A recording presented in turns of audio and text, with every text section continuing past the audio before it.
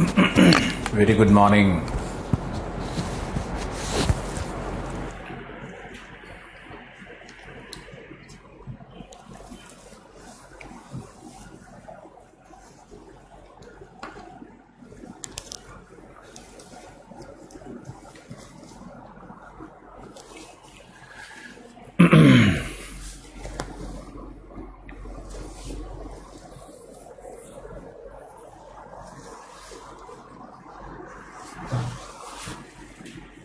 सबको एक बार फिर से नमस्कार।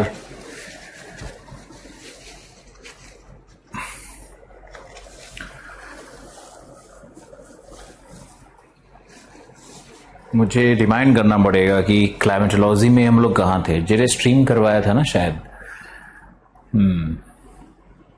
आज एयर मास करना है, तो आज का विषय लिखो।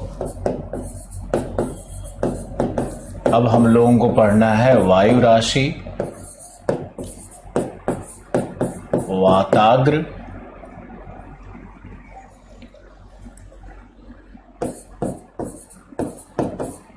एवं संबंधित मौसमी दशाएं।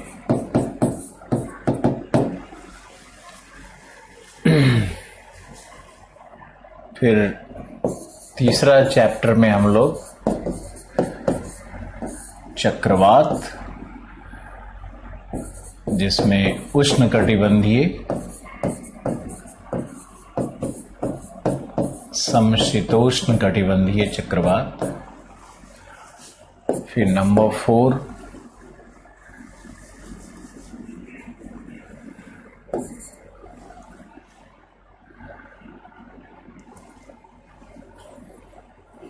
नहीं, बस क्लाइमेटिक रीजन तो हमने पढ़ा ही दिया।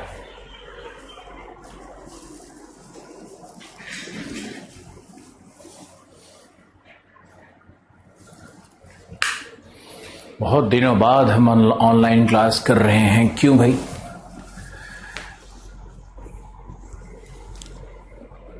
Okay, thank you Mazhar.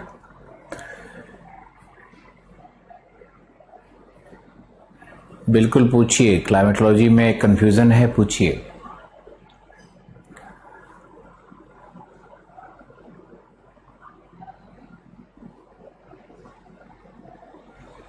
Madhubani district में गुप्ता टाइम का सिक्का मिला है, तो ये कौन सी आश्चर्य की बात है। गुप्ता डायनेस्टी भारत का स्वर्णिम काल है और उसका कैपिटल मगध है। मगध सम्राट हैं ये लोग।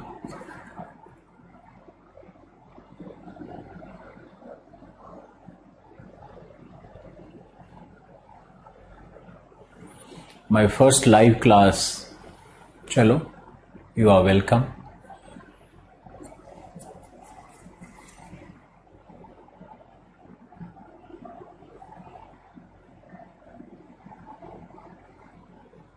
सर, मैं 1-2 क्लास पीछे चलता हूं, लेकिन आज आया हूं आपके लाइव क्लास में। आपने मेरे ऐसे गधे को समझा दिया ज्योग्राफी। अरे, तुम अपने आप को गधा कह रहे हो? बिल्कुल नहीं, ये तो हम कहते हैं, प्यार से कहते हैं। चलो, मैसेज पढ़ना बंद। और लोगों को अब चिंता सताने लगी, एथिक्स कब होगा, इकोनॉमी कब होगा। शुरू हो गए लोग।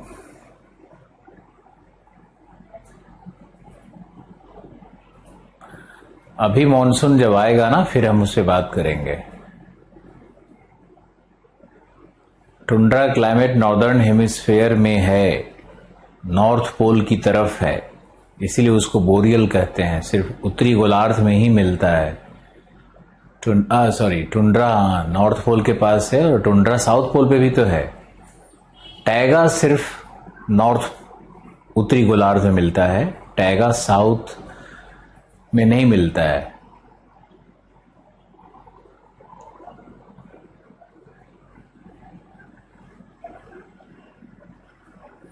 सब कुछ होगा धीरे धीरे। धीरे धीरे नहीं, आपका बैच शुरू हुआ था, मुझे तो लगता है कि अक्टूबर के एंड में शुरू हुआ था, और अभी तो मई का महीना चल रहा है, तो 5 महीने का इधर लगा लो, 2 महीने, 7 महीने में 90% कोर्स खत्म करना, वो भी आईएएस का सिलेबस, और वो भी पीटी का अलग से क्लास दे करके, ये असंभव कार्य है जिसको हम लोगों ने मिलजुल करके संभव किया है। क्योंकि हम लोग ये समझते हैं, हम विशेष करके ये समझते हैं कि आपके समय की कीमत है, और बाकी जगहों पे शायद आपको नहीं मालूम है, 1.5 वर्ष तक, 2-2 वर्षों तक जीएस का क्लास चलते रहता है, स्टूडेंट बस्ता लेके घूमते रहता है, और हर क्लास में लोग क्या करते हैं कि 5 हिस्ट्री का क्लास लगा दिए, फिर 10 किसी और का क्लास लगा दिए। हमारे यहाँ क्लासेस सब रेगुलरली हुई हैं, टॉपिक जब खत्म हुआ तभी ब्रेक दिया गया, कुछ 1-2 आगे पीछे तो चलो इंसान है। तो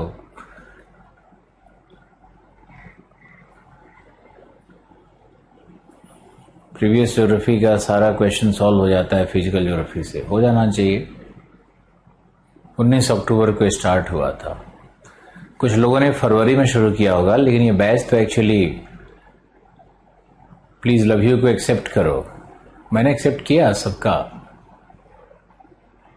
सबको देख रहा है, बस अब नहीं देखेंगे ना, टाइम फिर निकलने लगता है हमारा।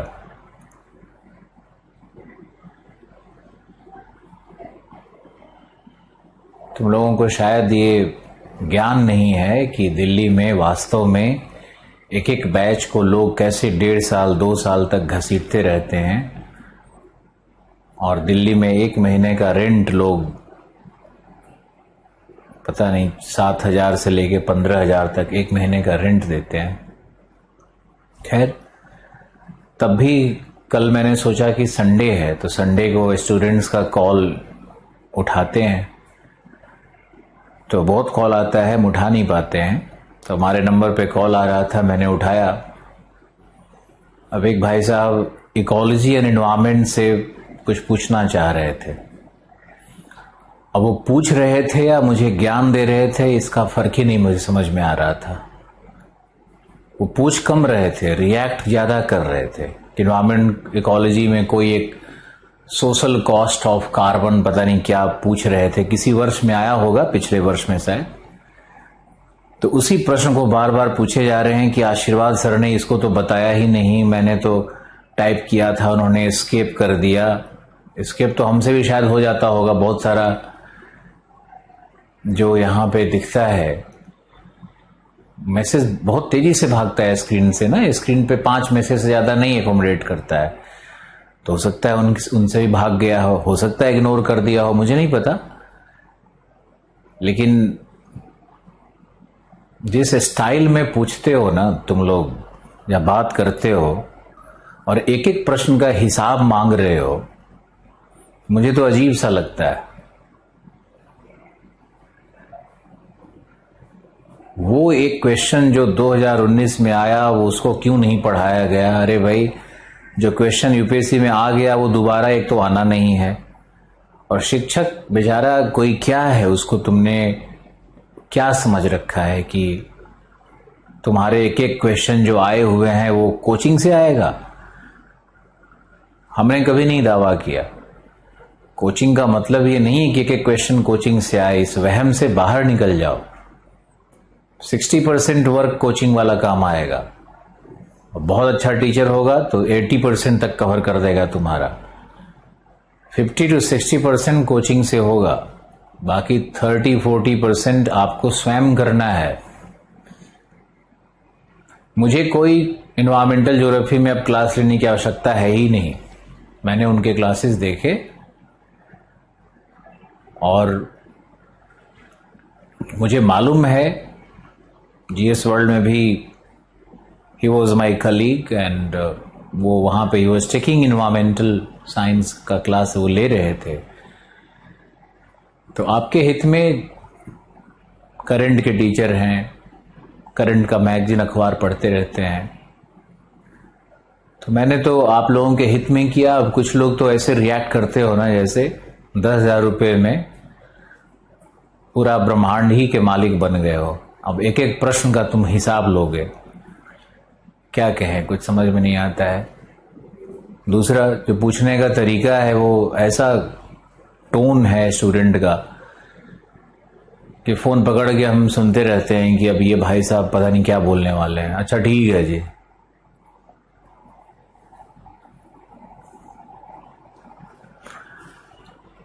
अब तुम लोग देखो, एडमिशन तो मैंने बंद करवा ही दिया है। एडमिशन तो अब बंद हो गया है ना, क्लोज। जितने बच्चे आ गए इनको ही दिया जाए।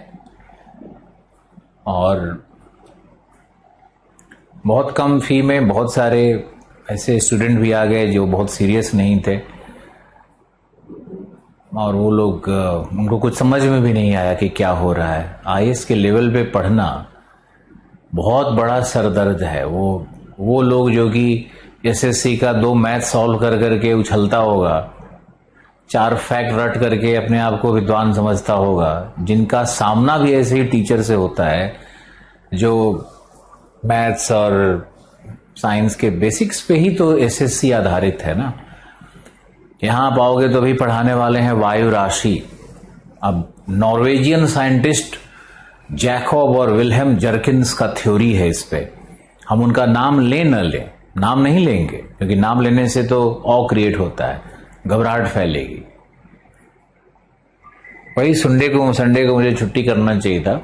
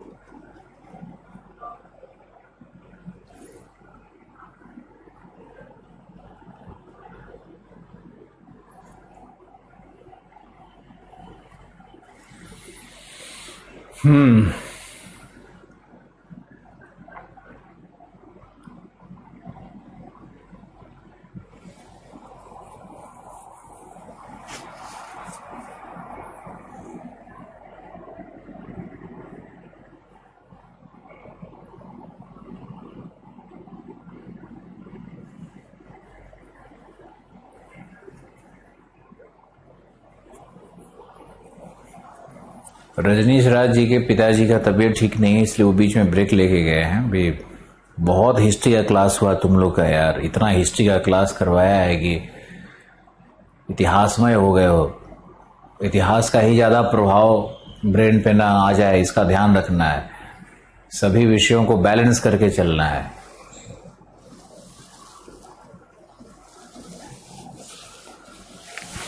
चलो ओके,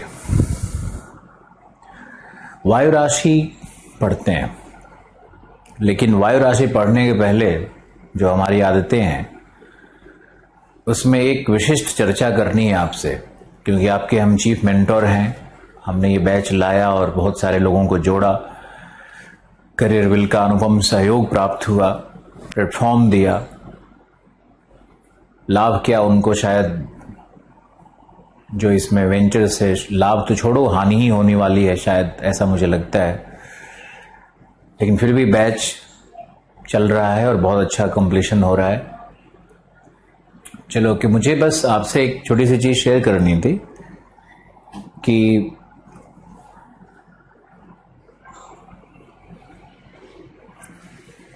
जो आप लोगों को सबको सुनना है और समझना है।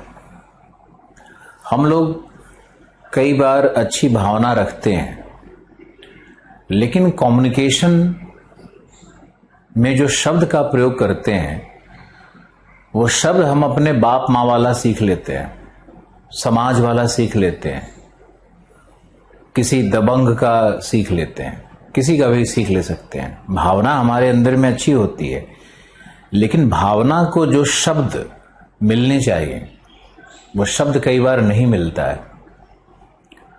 और दुनिया तुम्हारी भावना को नहीं देख रही है। कोई भी व्यक्ति जो तुम्हारे सामने है वो तुम्हारे भावना को नहीं देख रहा है, वो तुम्हारे शब्द को देख रहा है।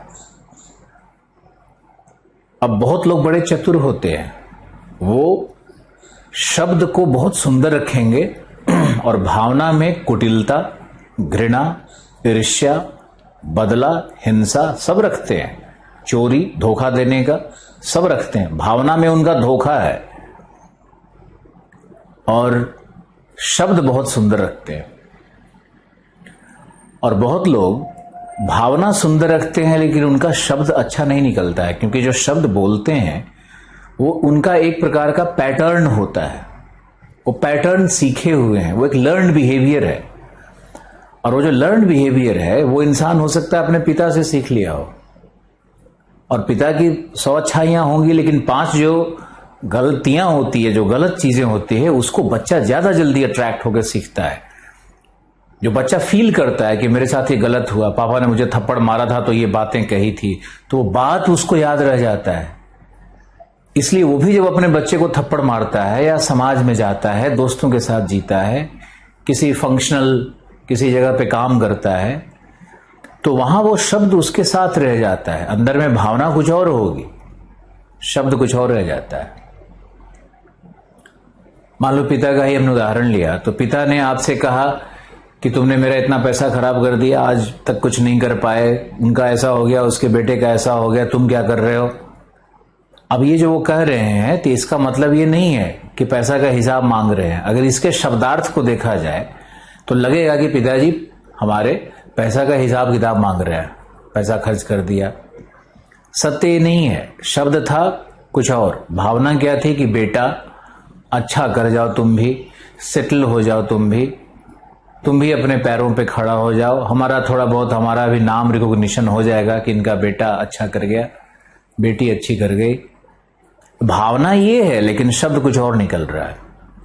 तो आप लोगों को ध्यान रखना है कि जब भी आप कम्युनिकेशन करते हो, चाहे इंटरव्यू में करते हो, चाहे जनरल लाइफ में करते हो, मित्रों के बीच में करते हो, समाज में करते हो, रिलेटिव्स में करते हो, तो वहां शब्द और शब्द के सिलेक्शन पे, शब्द के चयन पे बहुत ध्यान देना है।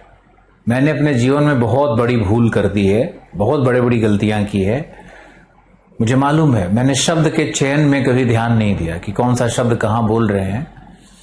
और वो एक गुलजार का लाइन है ना कि तलवार और खंजर आपस में बहस कर रहे थे कि मैं घातक हूं या मैं घातक हूं, और कोने में खड़ा हुआ शब्द मुस्कुरा रहा था कि मुझसे घातक तो कोई दोनों में से न तलवार है न खंजर है। इसलिए तुम लोग मेरे स्टूडेंट बने, तुम लोगों ने हम में आस्था रखी, मुझे बहुत प्रेम सम्मान दिया, बहुत नाम रोशन किया। तो तुम लोगों को जाते जाते भी इस बैच में ऐसा बहुत कुछ बताएंगे जो तुम्हारे जीवन में परिवर्तन कर दे। लोगों के परसेप्शन में तुम कैसे हो ये बहुत इंपॉर्टेंट है, और लोगों का परसेप्शन बनता है तुम्हारे शब्द के द्वारा। तुम किस शब्द को कह रहे हो, किस शब्द का प्रयोग कर रहे हो, किनके लिए किन शब्दों का प्रयोग किए। एक छोटी सी घटना मुझे याद आ रही है कि इंदिरापुरम में वहां पे कुछ पूजा था, तो पिताजी बोले कि एक पान का पत्ता ले आओ। अब पान का पत्ता लाने के लिए हम गए, तो जो वो था, हम बोले उसको, बोले क्या, जो पनवाड़ी था उसको मैंने बोला कि पान का पत्ता चाहिए 5, जल्दी से दे दो। तो उसने मुंह में कुछ खाया हुआ था, उसने मुझे इशारे से किया किसको चाहिए, हमने पूजा के लिए खड़े। हम वहां पे खड़े हैं, वो दे ही नहीं रहा है, वो पान लगा रहा है, 2-3 लोगों को दे रहा है, हम बेवकूफ की तरह खड़े हैं। तो मुझे बड़ा गुस्सा अंदर से आने लगा कि ये तो मेरा टाइम खराब कर रहा है, इसको 5 पत्ता मांग लिया, शायद कम पैसा 5 रुपए का होगा, इसलिए ये बड़ा बिजनेस करना चाह रहा है और पत्ता नहीं दे रहा है मुझे।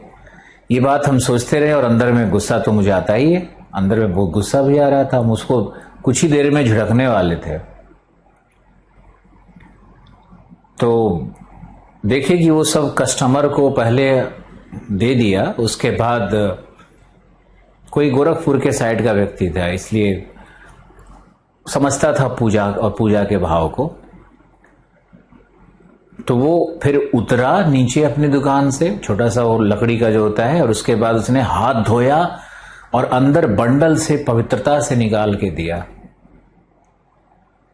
और उसका भाषा क्या था? अरे ठहरिए, आप थोड़ी देर ठहरिए, हड़बड़ा क्या है, ठहरिए, दे रहे हैं।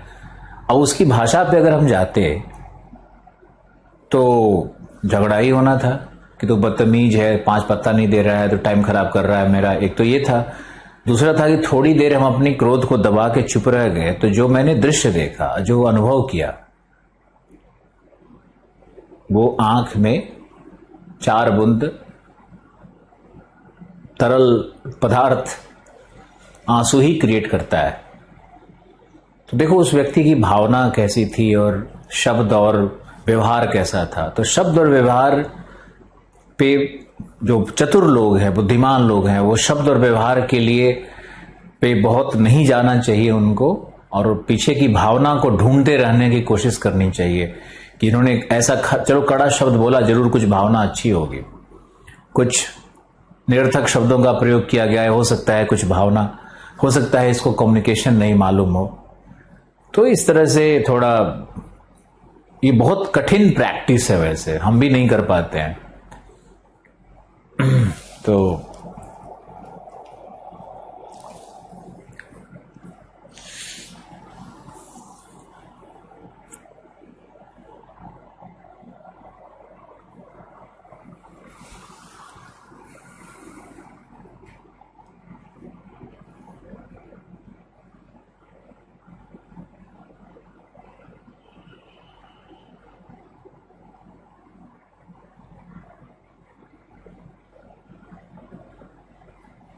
इस कोर्स की वैलिडिटी हम जब कोर्स खत्म होगा ना उसके बाद सर्वर पे रखना बहुत कॉस्टली होता है, लेकिन कम से कम 6 महीना तो रखेंगे ही। 6 महीना से 1 साल तक कोर्स की वैलिडिटी तो रहेगी रहेगी।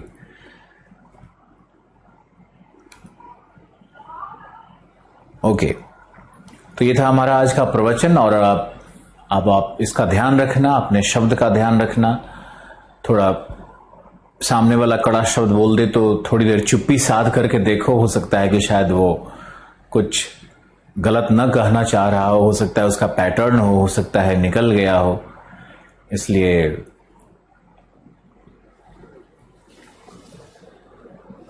चलो ओके।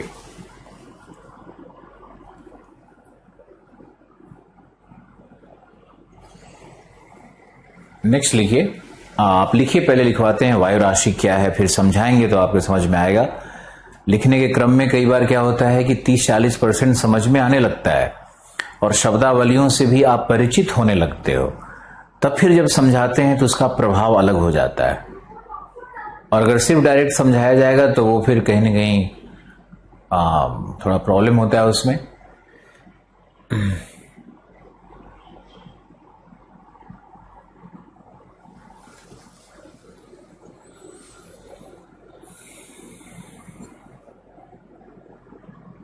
चलो ओके, लिखो वायु राशि क्या है। वायु राशि की परिभाषा लिखते हैं।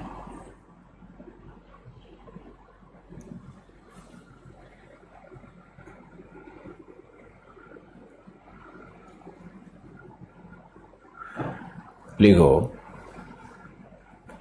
वायु राशि प्रचलित पवनों में, embedded in the prevailing winds, प्रचलित पवनों में उष्मागतिकीय परिवर्तनों के कारण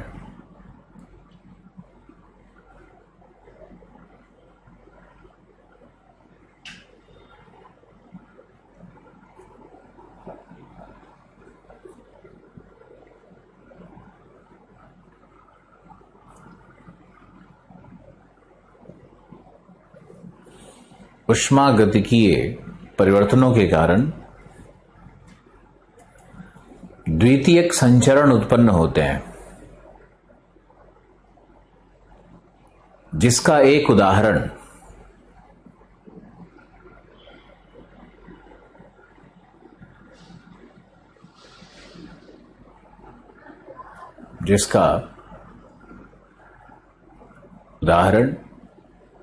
वायु राशि है। वायु राशि एवं वाताग्र है। वायु राशि, वाताग्र, चक्रवात तीनों ही द्वितीयक संचरण है। नेक्स्ट पॉइंट, वायु राशि की खोज नॉर्वे के वैज्ञानिक पिता पुत्र, बताओ पिता पुत्र दोनों वैज्ञानिक हैं, दोनों में ज्यादा इंटेलिजेंट कौन होगा? लिख करके भेजो मुझे, पिता या पुत्र।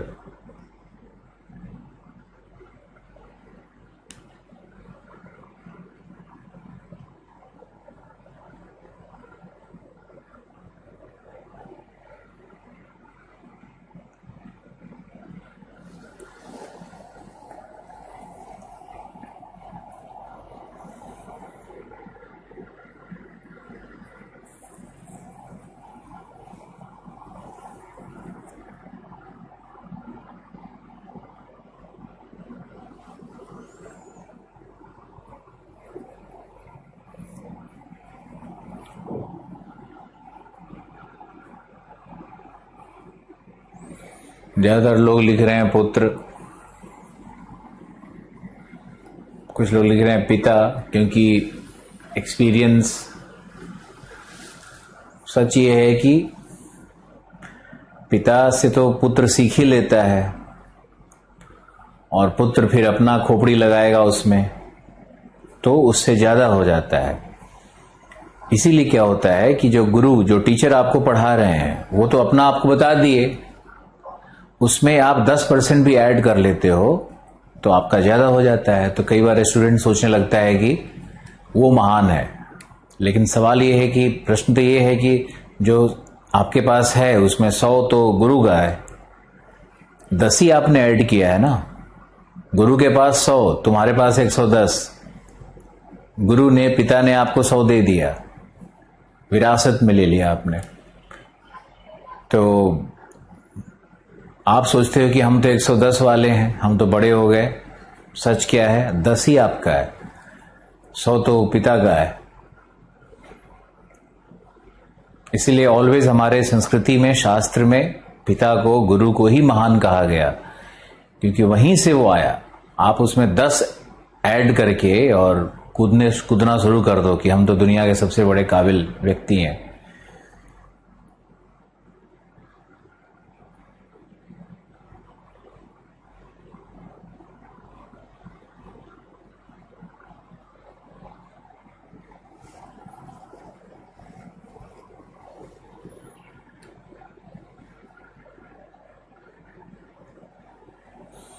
चलो ओके,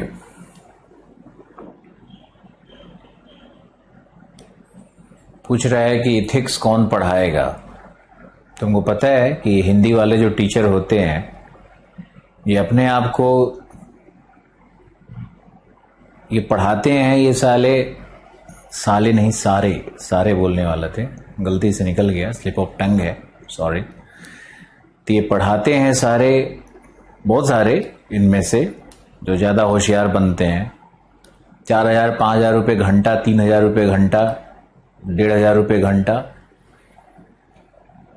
पढ़ाते तो इसी पे हैं। लेकिन इनमें से 10-15% ऐसे होते हैं जो अपने आप को बादशाह समझते हैं। 90% लोग बहुत विनम्र हैं, लेकिन 10% ऐसे लोग हैं इसमें, हिंदी मीडियम के जो टीचर्स हैं मुखर्जी नगर में, ये तो पता नहीं क्या समझते हैं अपने आप को। बड़ा मुश्किल होता है इन लोगों से बात करना और हैंडल करना।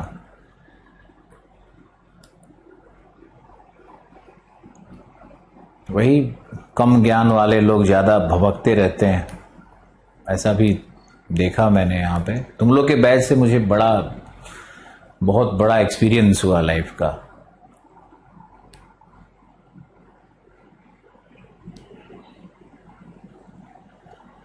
चलो अब लिखो वायु राशि की कल्पना या थ्योरी, पिता पुत्र जैकॉब एवं विल्हेम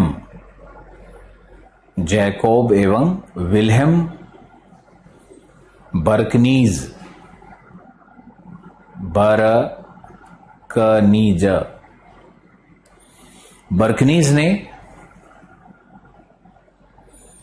प्रस्तुत किया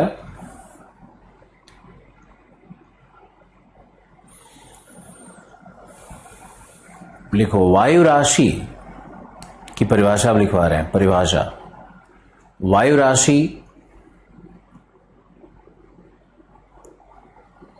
त्रिआयामी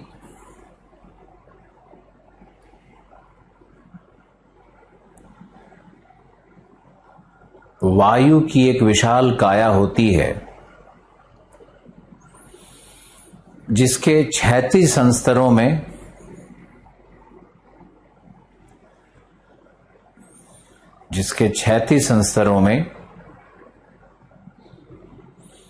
भौतिक गुण लगभग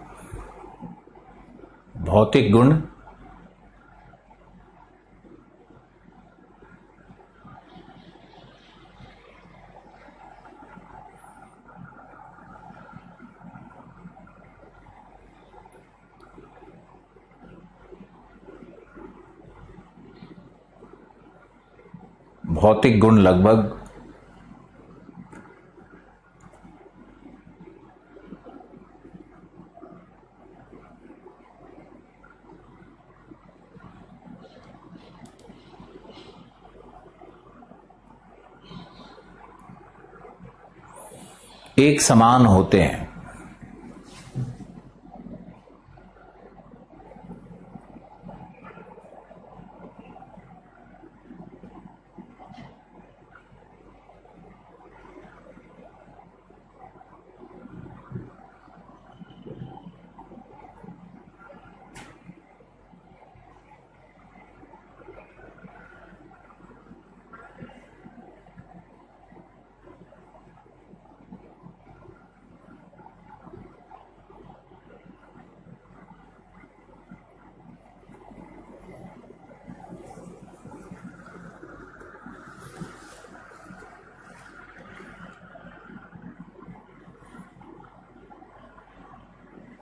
अब लिखो वायु राशि के उत्पत्ति की शर्तें एवं विशेषता। अब समझ में आने लगेगा। वायु राशि की उत्पत्ति की शर्तें। पहला, एक समान भूदृश्य, जल अथवा थल।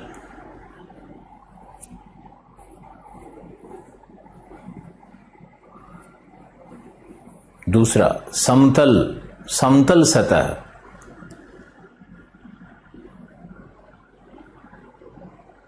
क्योंकि उच्चावचीय दशाओं से युक्त सतह पर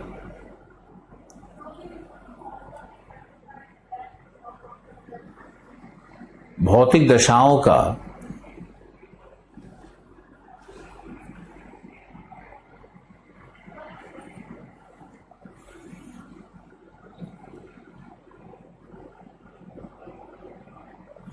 भौतिक दशाओं में परिवर्तनशीलता प्राप्त होने लगती है।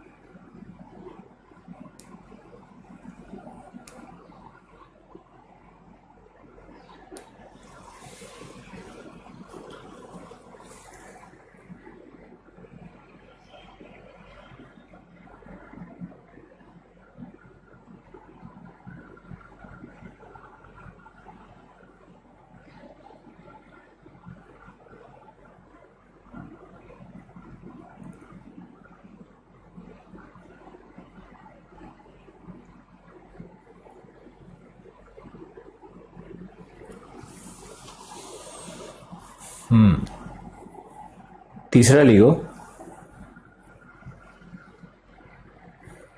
उच्च वायु दाब तथा वायु का अवतलन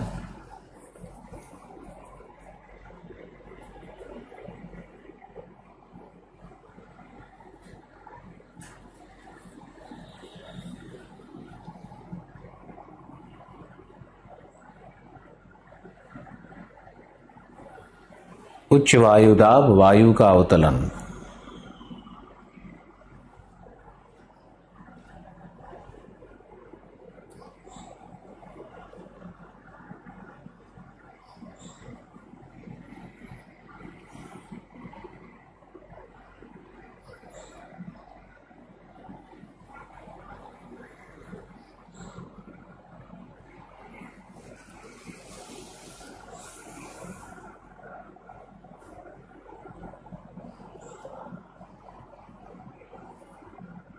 अगला लिखो, धरातल पर प्रति चक्रवातीय प्रवाह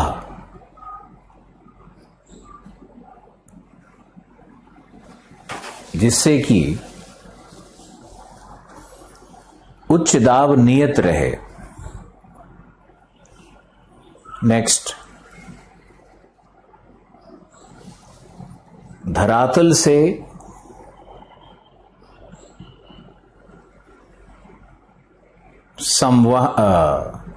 धरातल से चालन क्रिया के द्वारा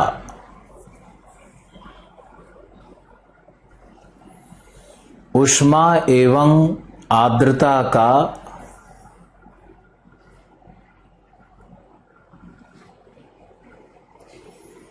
ऊपरी संस्तरों में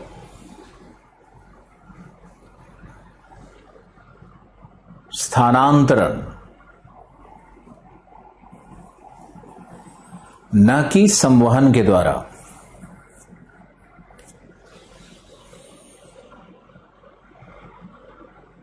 न कि संवहन के द्वारा।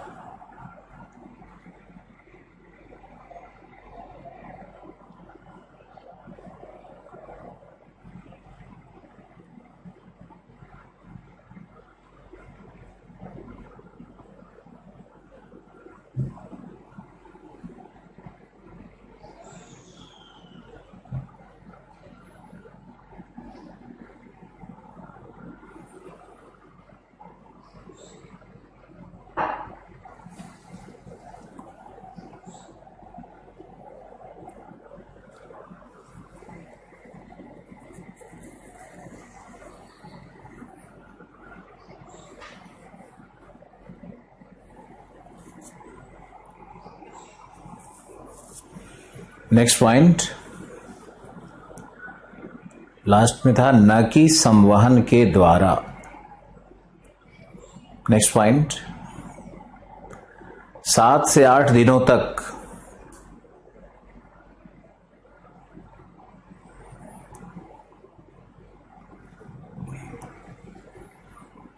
प्रचलित पवनों का स्थैतिक होना।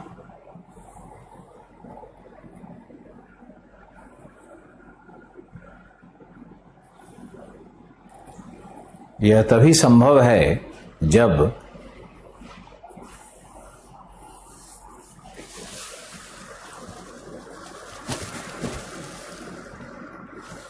प्रचलित पवन की गतिकीय ऊर्जा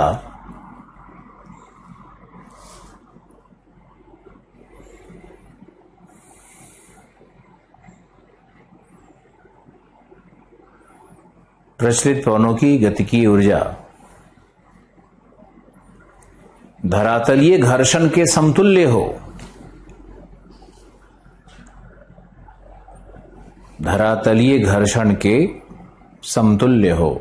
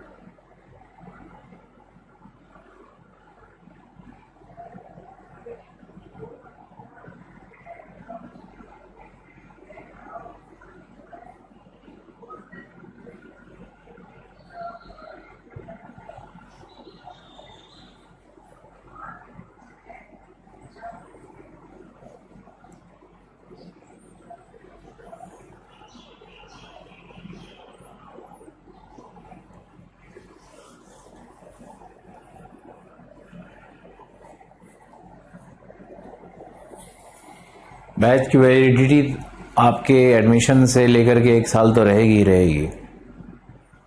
आपके एडमिशन के डेट से लेकर के कम से कम 1 साल, 18 महीने भी करवा सकते हैं। चलो लिखो आगे। लास्ट पॉइंट लिखना है। लिखो 7 से 8 दिनों में वायु राशि का निर्माण हो जाता है। चूंकि यह अपने आधार तल के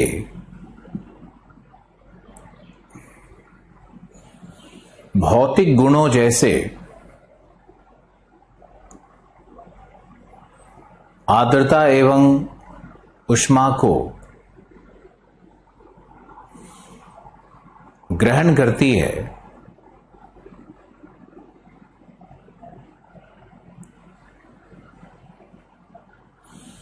इसलिए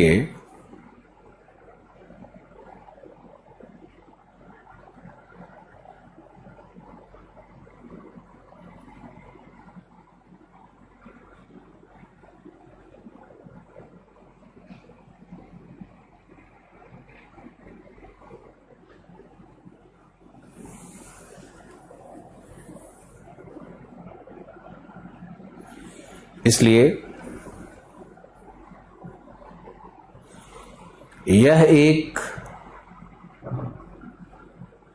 uniform homogeneous body of air बन जाता है, समरूपी सदृश वायु काया बन जाता है तथा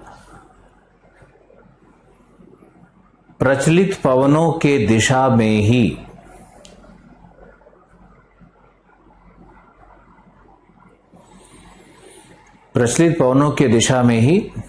संचरित होता है।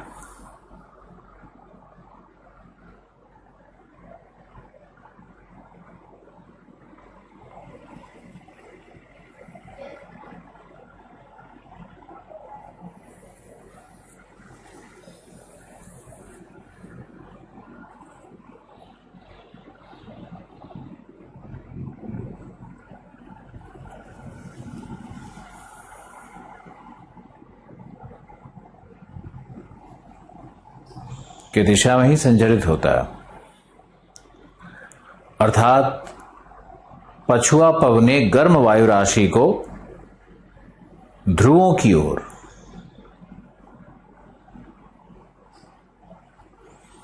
जबकि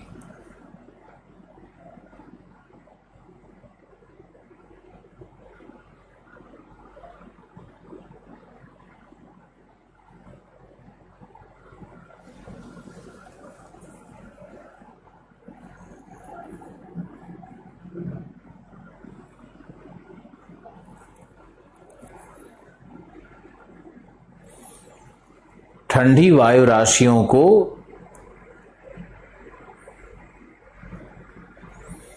ध्रुवीय पूर्वा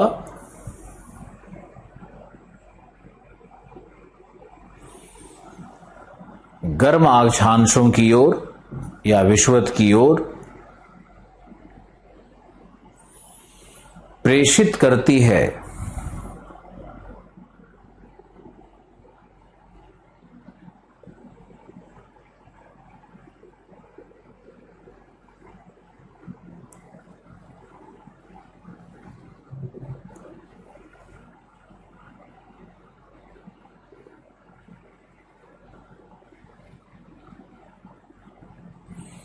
प्रेषित करती है।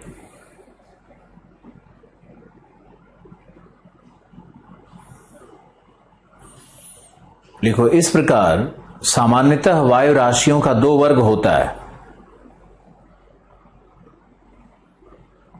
ए ठंडी वायु राशि, बी गर्म वायु राशि।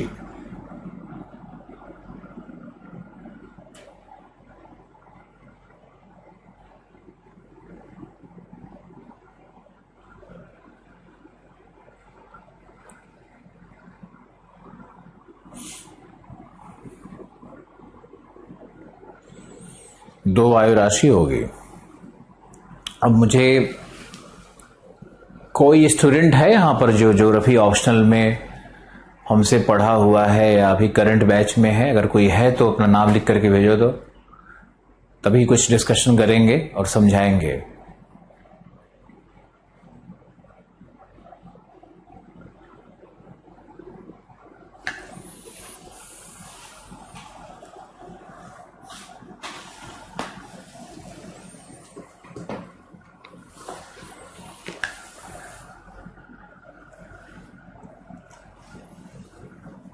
हो नहीं थे।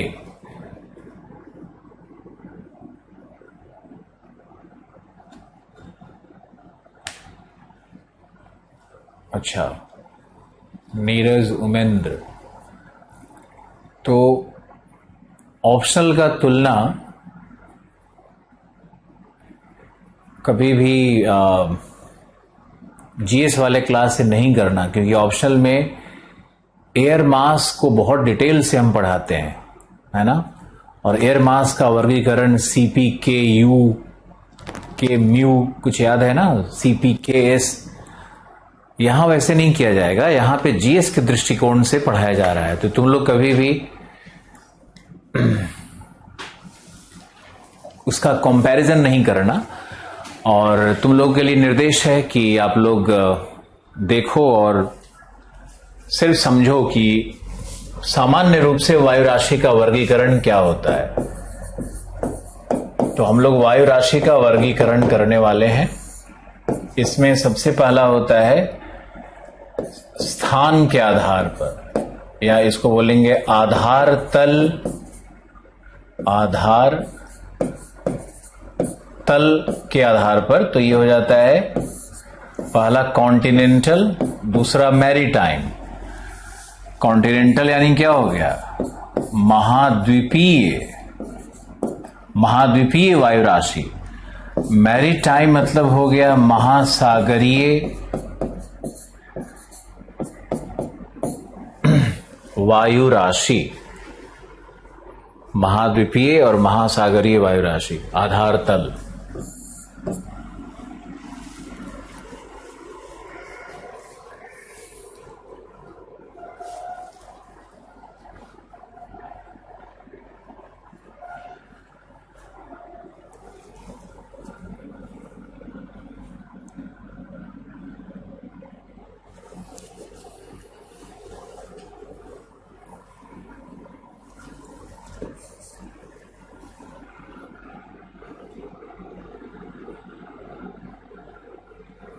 महाद्वीपीय है, महासागरीय है।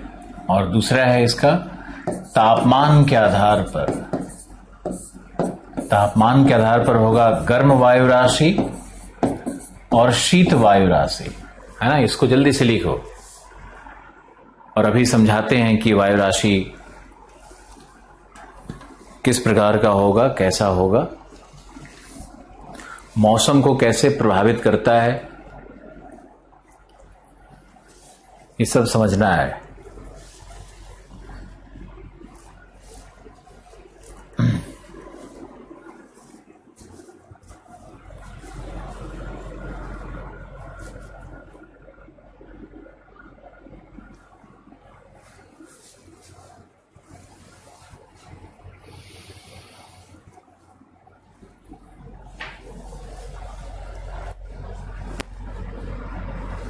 टू 2005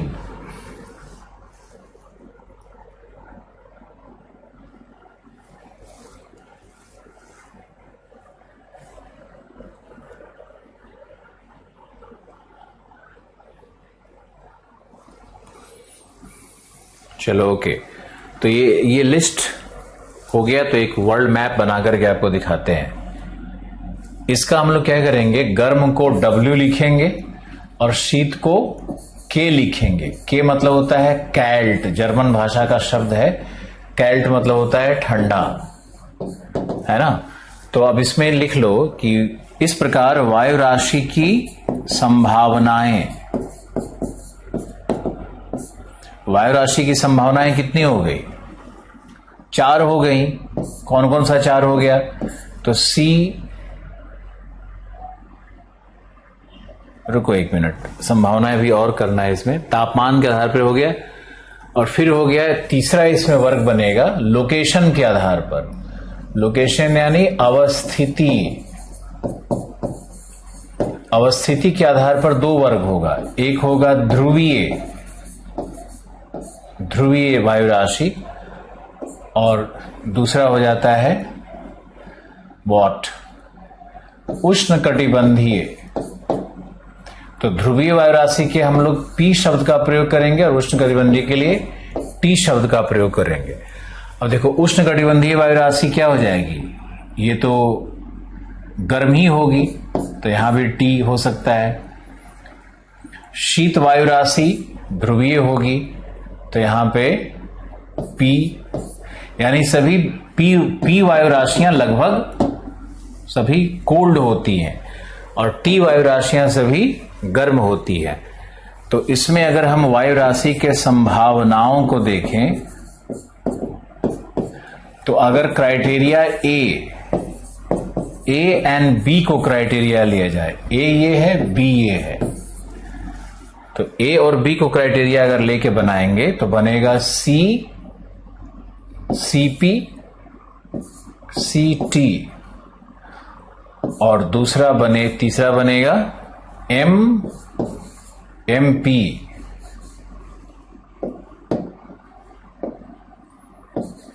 एमपी और एमटी, है ना। और अगर इसमें कोल्ड और वो भी कर दें तो कॉन्टिनेंटल है, पोलर है, तो ये कोल्ड होगा के, इसमें और संभावना बन सकता है CPK ऐसे बन जाएगा। CT ट्रॉपिकल है तो वार्म हो जाएगा। फिर MP मैरीटाइम पोलर है तो ये कोल्ड हो सकता है। तो कई संभावनाएं बननी शुरू हो जाती हैं। और फिर क्या है, एक और क्राइटेरिया अगर ले लें उसके अंदर के मौसमी दशा के आधार पर, तो ये क्लासिफिकेशन काफी जटिल हो जाता है। इसमें हम एक क्राइटेरिया और ले सकते हैं मौसमी दशा के आधार पर, तो उसमें हो जाता है अनस्टेबल यानी म्यू, स्टेबल यानी एस। फिर हो सकता है ऋतुओं के आधार पर, ऋतु के आधार पर हो सकता है, तो ऋतु के आधार पर हो जाएगा समर टाइम और विंटर टाइम। तो जब हम लोग ऑप्शनल में जाते हैं तो वर्गीकरण बहुत ही जटिल हो जाता है, ये वर्गीकरण बहुत जटिल हो जाएगा। लेकिन चूंकि आप जीएस के स्टूडेंट हो तो आपको ये पढ़ना है, ए और बी बस दो ही क्राइटेरिया लेंगे। कितने लोग इसको समझ गए? मैंने पहले दिखा दिया कि बहुत बड़ा क्लासिफिकेशन हो सकता है, लेकिन अब आपको सिर्फ ए और बी दो ही क्राइटेरिया लेना है। ये हमारा ए है, ये हमारा बी है, इसको हम सी मान लेते हैं, ये डी मान लेते हैं, ये ई मान लेते हैं। हमारा ए और बी ही क्राइटेरिया मेन लिया गया। तो अगर ए और बी क्राइटेरिया को लेंगे तो वायु राशि को 4 भाग में बांट सकते हो, सीपी, सीटी, एमपी, एमटी। अब एक मान लो कि हम ये साउथ अमेरिका का, रुको,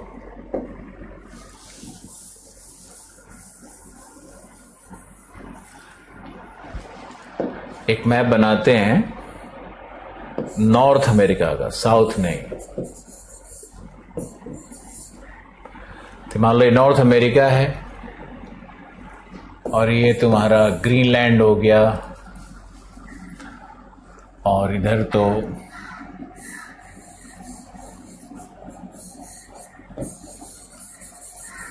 लो ये तुम्हारा यूरोप हो गया। अब इस पे समझते हैं, इसको मान लेते हैं कि ये लगभग 50 डिग्री नॉर्थ, 50 से 60 डिग्री नॉर्थ का ये लाइन हम इसको मान लेते हैं। अब तुमको वायु राशियों की गणना करनी है। तो वायु राशि गणना में ये क्या होगा बताओ, ये कॉन्टिनेंटल है या पोलर है, कॉन्टिनेंटल है या मैरीटाइम है, क्या है ये? वायु राशि नंबर 1, वायु राशि नंबर 2, वायु राशि नंबर 3। नामकरण सीखना है, उत्पत्ति सीखना है। और अभी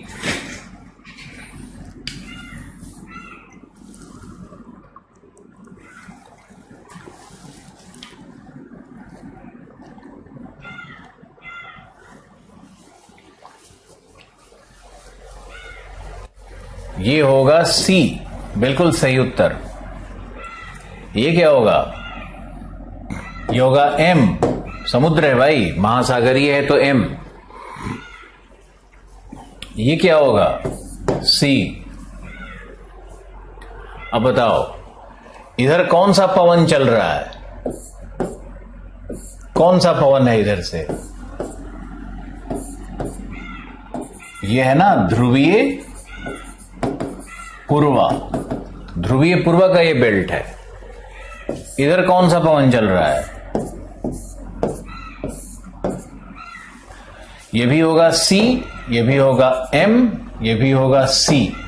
कॉन्टिनेंट और मैरीटाइम बेल्ट को आइडेंटिफाई करना है, बहुत आसान है।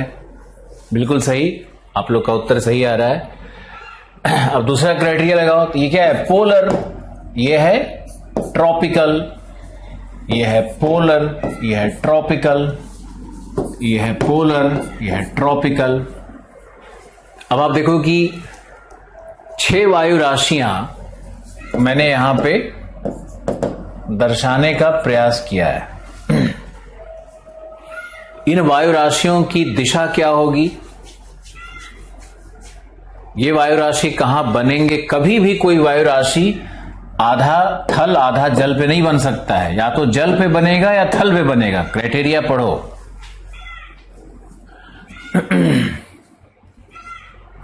बिल्कुल सही, पछुआ पवन है।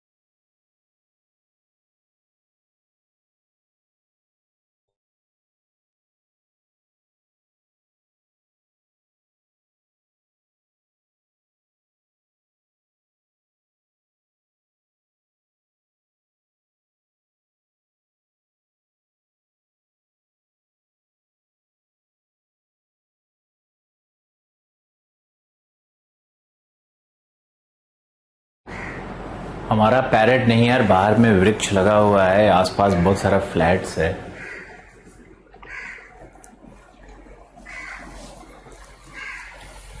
चलो ओके, अब आपको सिखाते हैं कि वायु राशि बनती कैसे है और है क्या। ये देखो, ये है पछुआ का बेल्ट, और इस पूरे पछुआ के बेल्ट में ये भाग पर रॉकीज पर्वत है या नहीं? ये भाग क्या है? पर्वतीय है। ये भाग क्या है? प्रेरी का मैदान। थोड़ा ज्योग्राफी को समझने की कोशिश करो, रिकॉल करो, मैपिंग करवाया था। अब आप देखो, यह है रॉकीज का पर्वत श्रृंखला और यह है तुम्हारा प्रेरी का मैदान। तो प्रेरी का मैदान एक समतल भूमि है। वायु राशियां वहीं बनेगी जहां समतल भूमि हो, समरूपी भूमि हो, समरूपी धरातल हो। तो वायु राशियों के बनने का सबसे अच्छा केंद्र क्या होता है, जगह क्या होता है? वो होता है समतल मैदान, जैसे प्रेरी, जैसे साइबेरिया, जैसे सहारा, जैसे बर्फ का जो ढका हुआ एरिया होता है, अंटार्कटिका, आर्कटिक, ये सब बहुत शानदार, कनाडा का पूरा जो झील क्षेत्र है, ये सब वायु राशियों के बनने का केंद्र है। समतल होना चाहिए भूमि, पहाड़ पर्वत होगा तो नहीं। यहां देखो, एक है ये भूमि समतल, और एक यहां पर ये भूमि है जो इस तरह से पहाड़ पर्वत ऐसे बना हुआ है। वायु राशि कहां बनेगी? ए पे या बी पे?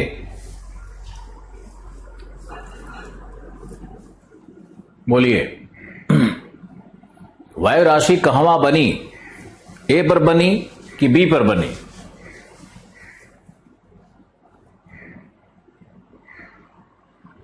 ए पर, धुआंधार ए पे रिजल्ट आया, बिल्कुल सही, ए पर बनेगा। वायु राशि यहां इसलिए बनेगा क्योंकि समतल होने के कारण यहां मान लो तापमान 22 डिग्री है तो यहां भी 22 ही डिग्री मिलेगा, तापमान एक जैसा मिलेगा। यहां क्या है कि यहां तापमान मिलेगा 10, यहां मिलेगा 20, यहां मिलेगा फिर 25, यहां मिल जाएगा -20, जो भी है, नीचे कम होगा ज्यादा होगा, 25 है, ऊपर जाओगे तो फिर यहां 10, फिर यहां हो गया -10, ऊपर में ठंडा नीचे में गर्म, अलग अलग तापमान मिल रहा है, तो यहां वायु राशि कैसे बनेगी? वायु राशि बनने के लिए सबसे इंपॉर्टेंट क्राइटेरिया है समतल सदृश भूमि और वहां पर तापमान और आर्द्रता का लगभग एक समान प्राप्त होना, तभी वायु राशि वहां बनेगी। पूरा देखो ये जमीन है, ये जमीन ऐसे मान लो कि पूरा नॉर्थ अमेरिका है, इस तरह से रॉकीज है, इधर एपलेशियन है, तो वायु राशि यहां नहीं बनेगी रॉकीज पे, वायु राशि इधर एपलेशियन पे नहीं बनेगी। ये जो वायु ऊपर जाकर के नीचे आ रही है और नीचे ये ऐसे फैलने लगती है, तो ये जो वायु फैल रही है प्रेरी के ऊपर में, प्रेरी का केस स्टडी मैंने ले लिया, प्रेरी के ऊपर में ये रॉकीज है, तो प्रेरी के ऊपर में जब फैलेगी वायु तो सुनो ध्यान से, तो वायु की गति, काइनेटिक एनर्जी, गतिकीय ऊर्जा और प्रेरी के धरातल में जो घर्षण है, तो वायु की ऊर्जा काइनेटिक एनर्जी, धरातल का घर्षण दोनों अगर बराबर हो जाएगा तो वायु वहां पर रुक जाएगी, और जब वायु यहां पर रुक जाएगी तो प्रेरी में जितना तापमान है वो उस वायु के पहले संस्तर में देखो वही तापमान आ गया 22 डिग्री। फिर वायु रुकी हुई है, तो वायु रुकने का एक कारण ये भी हो सकता है कि यहां पर इस तरह से वायु का अवतलन हो रहा हो, ये भी हो सकता है कि वायु का अवतलन हो रहा हो। कलर चेंज करते हैं, तो ये बना हमारा पहला लेयर है ना 22 डिग्री का। अब इससे दूसरा लेयर बन जाएगा, ये दूसरे लेयर को ट्रांसफर कर दी ऊर्जा और आर्द्रता, ऐसे ही तीसरा लेयर बन जाएगा। लेयर जो बन रहा है उसमें कंडक्शन से ऊर्जा और आर्द्रता का ट्रांसफर होना चाहिए, कंडक्शन यानी चालन क्रिया से, संवहन से नहीं। संवहन से होगा फिर तो पूरा उथल पुथल मच जाएगा यहां पे। तो ऐसे ही करते करते ये ऊपर तक लेयर बनता चला जाता है और अंत में एक इस तरह का क्यूब जैसा आकृति का, क्यूब जैसी आकृति का एक वायु का काया बन जाता है, जो कि वायु राशि कहलाता है। जैसे यहां देखो यही वायु काया यहां पर इस तरह से ये बन गई है, ये सीटी वायु है और ये वायु राशि यहां बन चुकी है। अब कुछ 7-8 दिनों के बाद, 7-8 दिनों के बाद हो सकता है कि ये अगर पवन तीव्र हो जाए, पछुआ पवन तीव्र हो जाए, तो इसको धक्का दे करके आगे अब ये मूव करेगी, अब ये धीरे धीरे आगे बढ़ना शुरू हो जाएगा ये वायु राशि। तो वायु राशि बनती है प्रचलित पवनों के अंदर में और इसकी सीमा होगी क्षोभ सीमा तक, ऊपर तक बनता है, ये क्यूब की तरह बनता है। देखो कैसे आकृति मैंने बनाया हुआ है, धरातल से बिल्कुल क्षोभ सीमा तक वायु राशि बनी रहती है। इसमें हॉरिजॉन्टल लेयर्स होंगे और हॉरिजॉन्टल लेयर में तापमान और आर्द्रता का जो गुण है वो भौतिक गुण लगभग एक समान होता है। आप ध्यान से इसको देखिए बनते हुए, आपके लिए जीएस के बच्चों के लिए भी अद्भुत अवसर है कि इस तरह से डायग्राम पर हम वायु राशि को चित्रित कर रहे हैं, आपके मन के परिकल्पना में ये बस जाए, मेरा प्रयास है। यहां भी आप देख सकते हो, यहां भी आप देख सकते हो। तो ये वायु राशि बन गई। अब इस वायु राशि का नाम होगा सीटी, ये कॉन्टिनेंटल ट्रॉपिकल वायु राशि है। नामकरण तो आपने सीख ही लिया है। अब क्या होगा कि तुम्हारे मन में प्रश्न आ सकता है कि अगर यहां पे स्थिर ना हो तो वायु राशि नहीं बनेगी। कोई जरूरी थोड़ी कि चक्रवात बने, चक्रवात बनने के लिए विशिष्ट दशाएं होती हैं, वैसे ही वायु राशि बनने के लिए भी विशिष्ट दशाएं होती है। अगर वो विशिष्ट दशाएं उत्पन्न नहीं होती हैं तो वायु राशि नहीं बनेगी। हो सकता है कि साल में एक भी न बने, हो सकता है साल में 10-15 बन जाए, है ना, कुछ भी संभावना है। जैसे चक्रवात कैसे है कि अभी चक्रवात दो दो आ गया, गुजरात पे भी, उड़ीसा पे भी, बालासोर पे भी और गुजरात में भी। कैसे आया भाई? तो दशाएं बनी होंगी तो आ गया, और नहीं दशाएं बनती तो नहीं आता। तो वायु राशि भी वैसे ही है।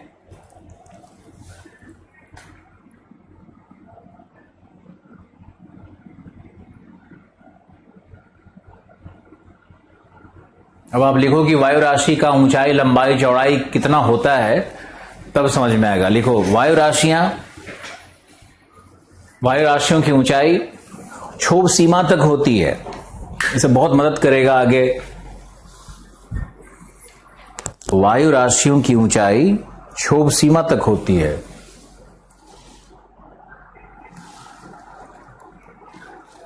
हमको दिखती है क्या सर ये?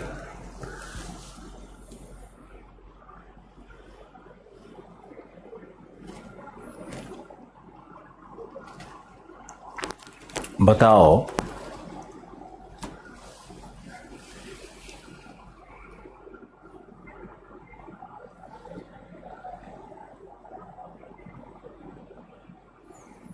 बताओ ये वायु राशि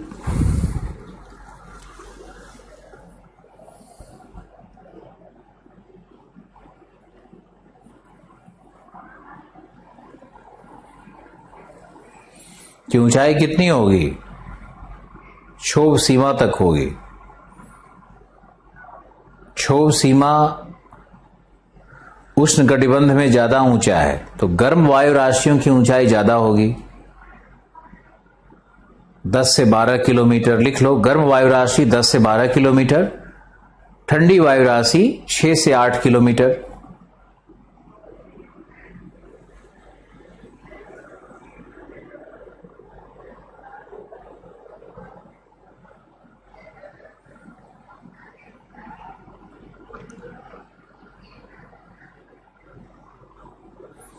विषुवत पर ऊंचाई है 16 किलोमीटर, 18 किलोमीटर। विषुवत पे वायु राशि नहीं बनती है। वायु राशि बनेगी पछुआ में, ध्रुवीय पूर्वा में। उधर ही कॉन्सेंट्रेट करो। अभी व्यापारिक पवन के क्षेत्र में भी कुछ वायु राशियां बनती हैं कॉन्टिनेंटल मासेस पे, जैसे सहारा पे।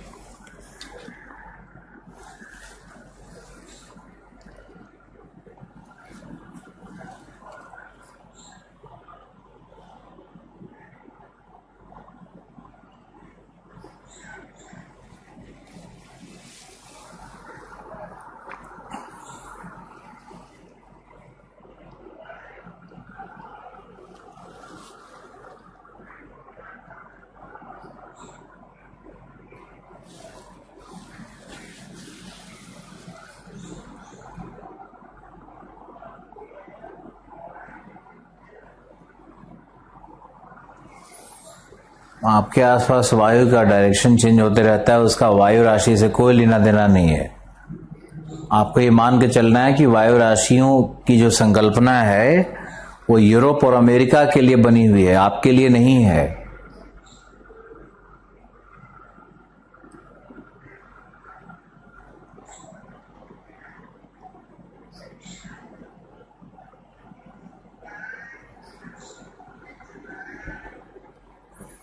वायु राशि के बनने की एक शर्त है कि वहां पर उच्च दाब होना चाहिए, और विषुवतीय क्षेत्र में उच्च दाब नहीं है, वहां वायु राशि कभी नहीं बनेगी। मॉनसूनी क्षेत्रों में उथल पुथल है, वायु राशि नहीं बनेगी। सहारा के मरुभूमि पर उच्च दाब है, वहां बन सकती है। 30 डिग्री अक्षांश के पास उच्च दाब है, वहां बन सकती है।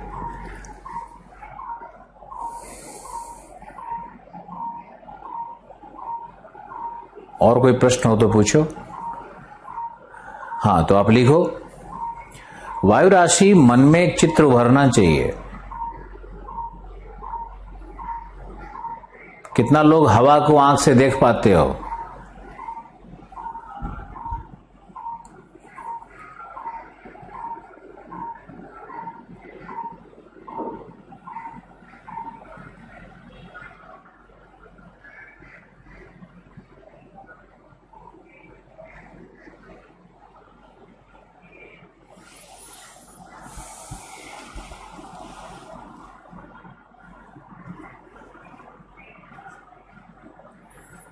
वायु का, पवन का डायरेक्शन चेंज करता है कई बार लोकल कारण से भी, है ना। स्थानिक पवन भी तो होता है ना, तो उसके कारण भी हो सकता है कि लोकल कोई चेंज हो जाए।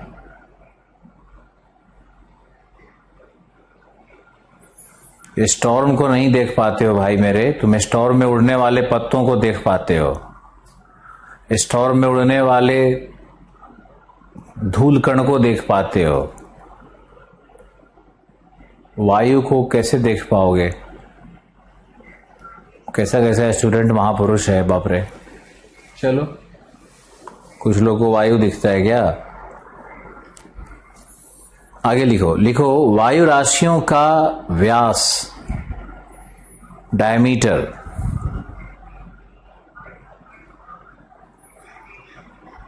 सोलह सौ से 3200 किलोमीटर तक होता है।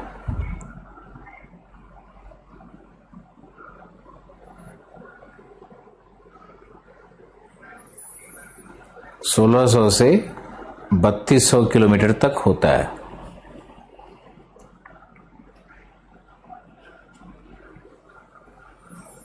यानी एक वायु राशि का व्यास, डायमीटर, डायमीटर समझते हो ना,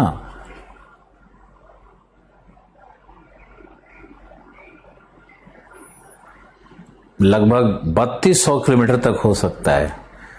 पूरे भारत नॉर्थ से साउथ इतना बड़ा डायमीटर हो सकता है, यानी इतना बड़ा एक वायु राशि हो सकता है। पूरे उत्तरी अमेरिका में हो सकता है 2 वायु राशियां बने। तो वायु राशियां वायु की एक विशाल काया है। मैंने तो आपको बताया था, लिखवाया भी है।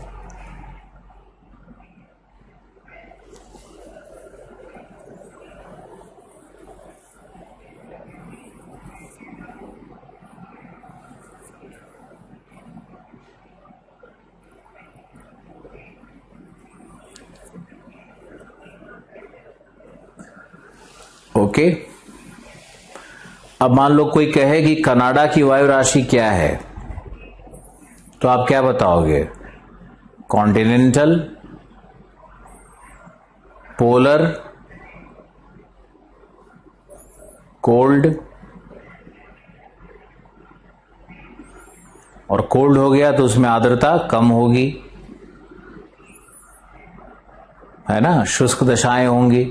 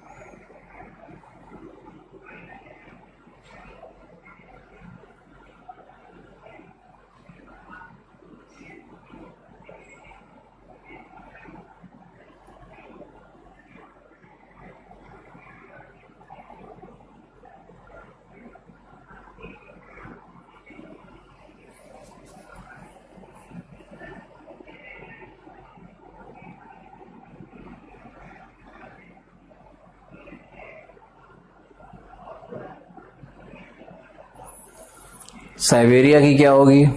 सेम होगी, बिल्कुल सही। अब आप लिखो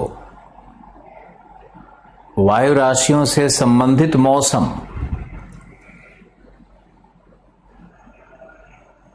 वायु राशि से संबंधित मौसम कैसे होगा? तो 4 वायु राशियों का जिक्र करेंगे। तो लिखो सबसे पहला सीपी, सीपी यह वायु राशि उत्तरी Canada, Siberia, Scandinavia, Greenland, Iceland, Antarctica, अरे जहां भी कॉन्टिनेंट है, ध्रुवीय अवस्थिति में जहां भी कॉन्टिनेंट है वो सब सीपी।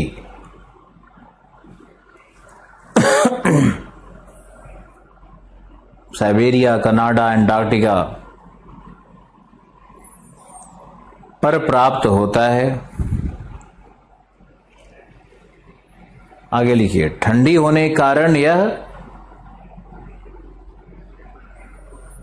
ठंडी होने के कारण यह शुष्क एवं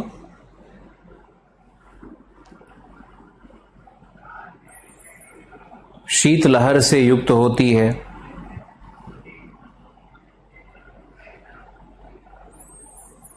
यदि यह वायु राशि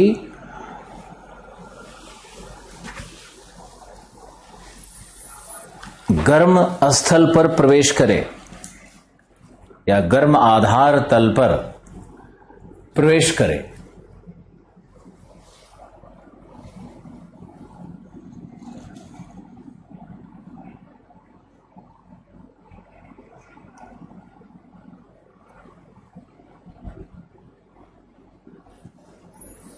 तब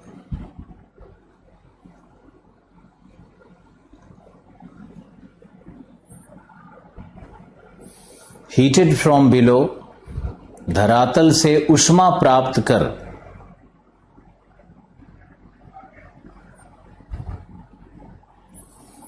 इसके वायु में संवहन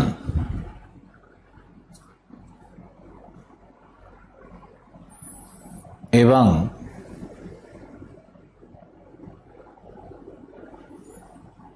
क्यूमुलोनिम्बस क्लाउड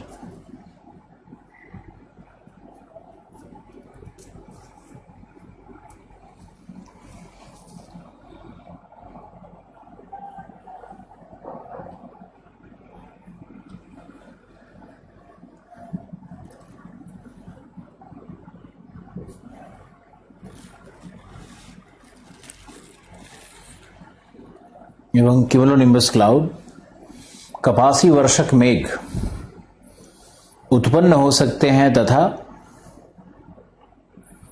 गर्जन एवं चमक के साथ वर्षा हो सकती है।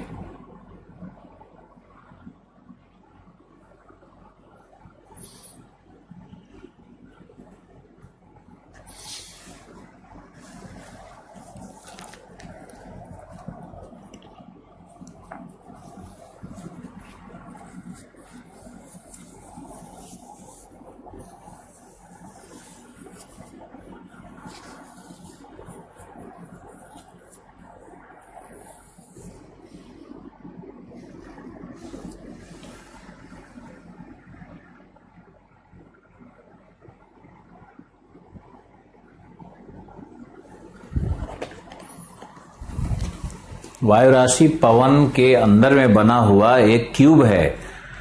पवन धरातल पर चलता है, वायु राशि क्षोभ सीमा तक ऊंचा है। कैसे समझ रहे हो?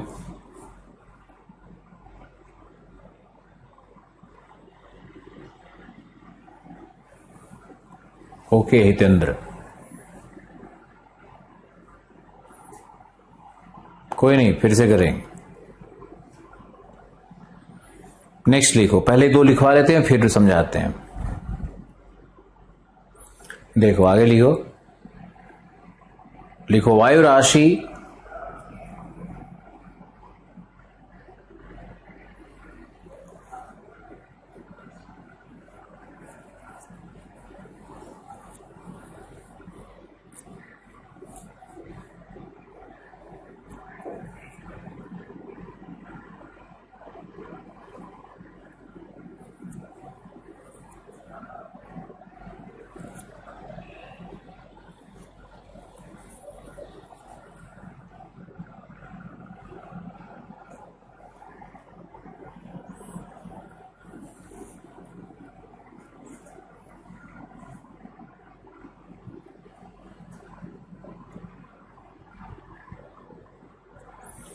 दूसरा है सीपी के बाद एमपी,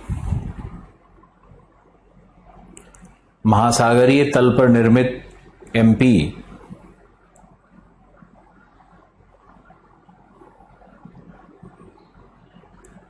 अति शीत न होकर के कूल वायु राशि होती है।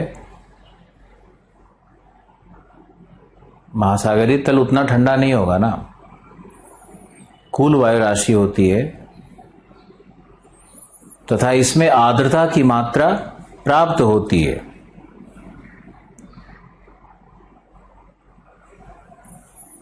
ध्रुवीय पूर्वा के द्वारा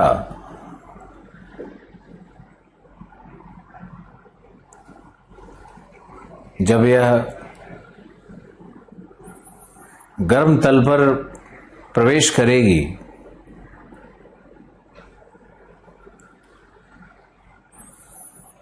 तब निचले सतह में तापन के कारण संवहनीय वर्षा कपासी वर्षक मेघ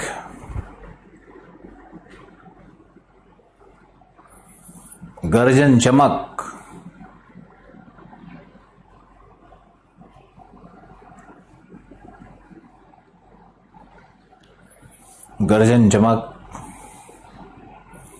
अन्य विशिष्ट लक्षण होंगे।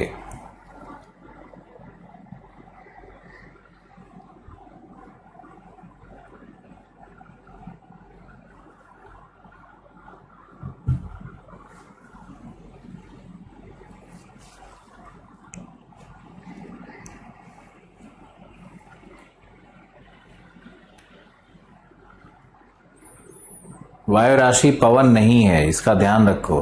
वायु राशि एक यूनिफॉर्म बॉडी ऑफ एयर है, क्यूब की तरह है।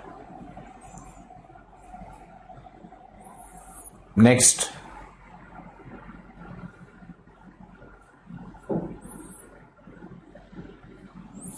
लिखो CT वायु राशि, यह पछुआ भवन के क्षेत्र में होती है।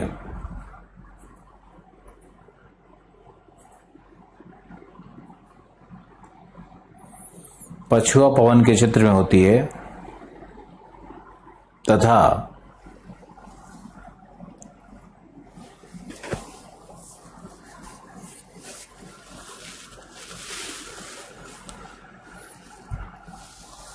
उष्णकटिबंधीय होने के कारण, उष्णकटिबंधीय या उपोष्णकटिबंधीय जो भी लिखो, होने के कारण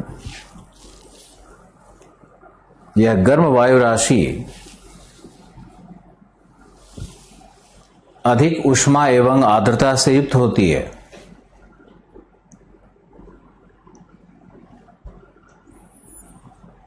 ठंडी सतह पर प्रवेश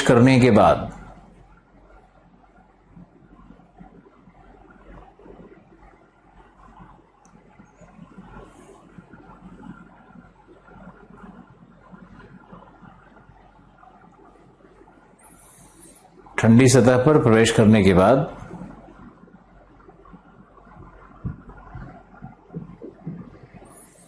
यह वायु राशि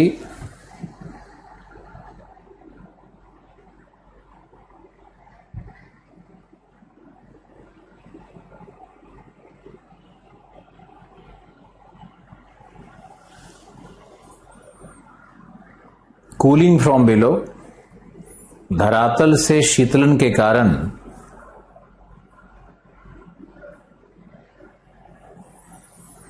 कुहरा का निर्माण कर देती है।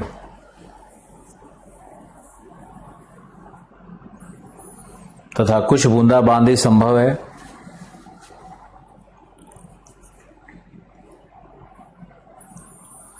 नेक्स्ट लिखो लास्ट वन,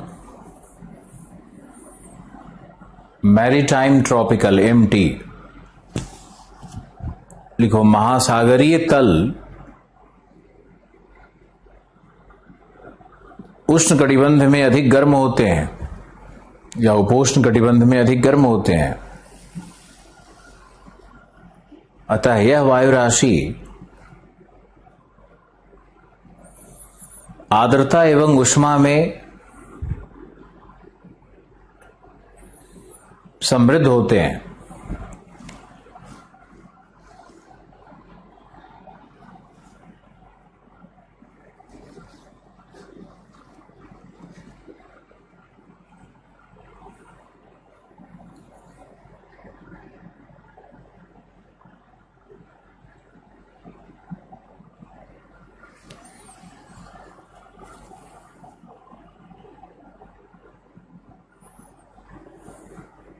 आर्द्रता एवं ऊष्मा में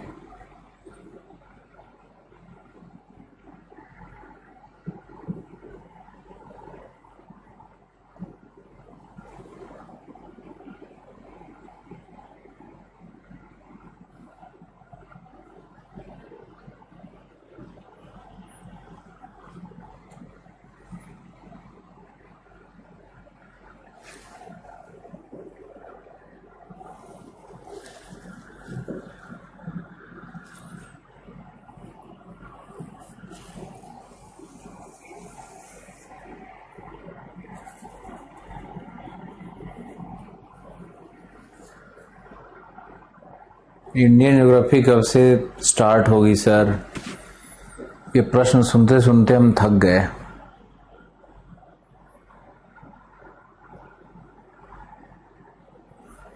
कोई बात नहीं है। फिर क्या लिखा?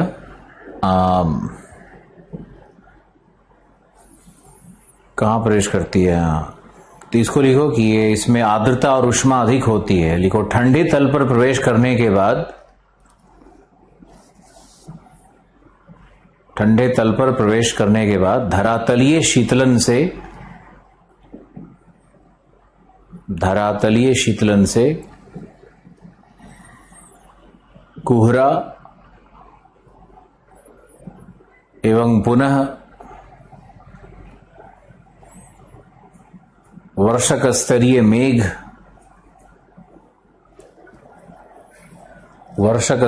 मेघ एवं सघन वर्षा प्राप्त होती है।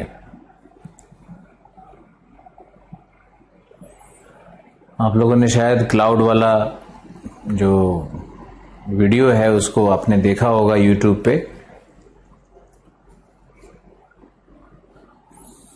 उसमें वर्षक स्तरीय और कपासी वर्षक मेघ दो का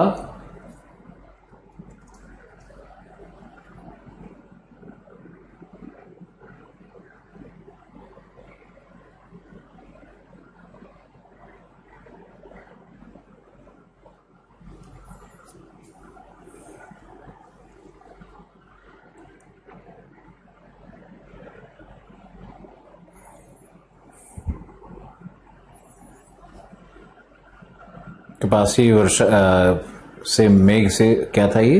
वर्षक स्तरीय मेघ से सघन वर्षा होती है। बस कल एक बार फिर से समझाएंगे आपको वायु राशि के विषय में, फिर समझाएंगे। और वायु राशि से मौसमी दशाएं कैसे बदलती है इसको पूरी तरह सिखाएंगे, क्योंकि वायु राशि के अंडरस्टैंडिंग पर ही निर्भर करता है कि आप वाताग्र को कैसे समझोगे, और वाताग्र पे के अंडरस्टैंडिंग पे निर्भर करेगा तब आप चक्रवात सीखोगे। सबका लिंक है।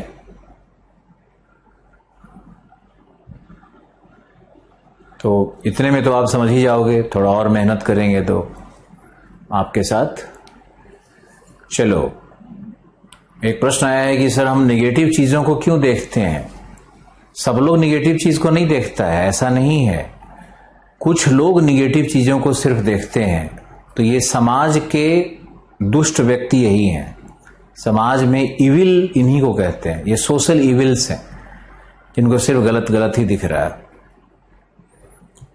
तो ये सोशल इविल्स बन जाते हैं समाज में। दूसरा, इनको सुख की दशा में भी रखा जाए तब भी ये व्यक्ति उसमें भी दुख ढूंढने लगते हैं।